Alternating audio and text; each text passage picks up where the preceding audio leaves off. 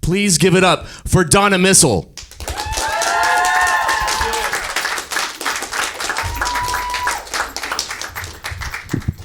Thank you. Hi. Hi. So glad that you are here. Finally get to meet you. Glad. You have such an amazing voice. When did you start singing? When I was 4, my dad used to run a studio in Manhattan. He was a songwriter in the 80s and a session musician. So he ran this studio called Shelter Studios. And when he started having kids with my mom, they moved us to the suburbs of New Jersey, which is where I grew up. But he kept a bunch of his recording equipment. So we would make Christmas CDs for my grandparents every year. What do you, how like track the whole thing or?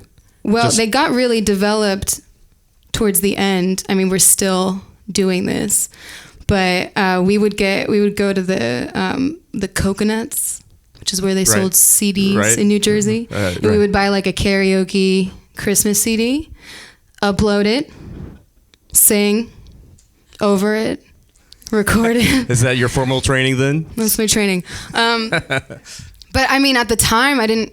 Obviously, I was 4 when we started. I had no idea what we were doing, but he had this incredible equipment. So my first experiences as a singer were, singing into like a Neumann U87 from the 50s.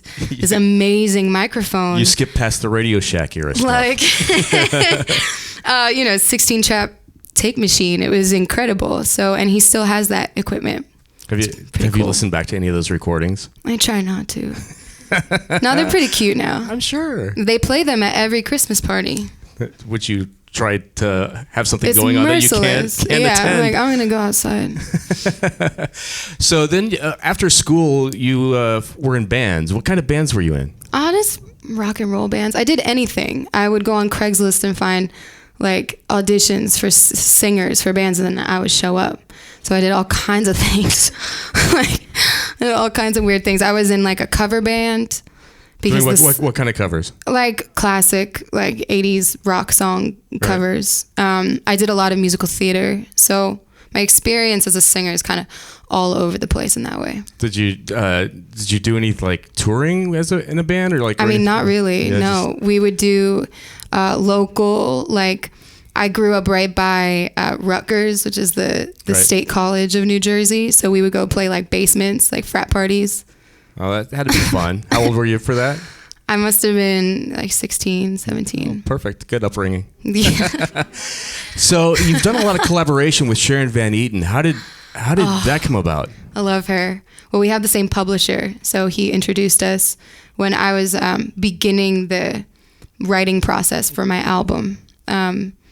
I was looking for like-minded collaborators, and I've always really loved working with artists because there's this additional sensibility that they bring to the songwriting process. Sure. And we just hit it off. She's originally from New Jersey as well, and she just became this like really important figure to me. I looked up to her so much. I was such a fan for such a long time. So it was pretty incredible to be in studio with her, but the process was like, she has this tiny practice space in Dumbo, Brooklyn, and we would just write songs in it together. How does that process work? Is it on guitar? Is it?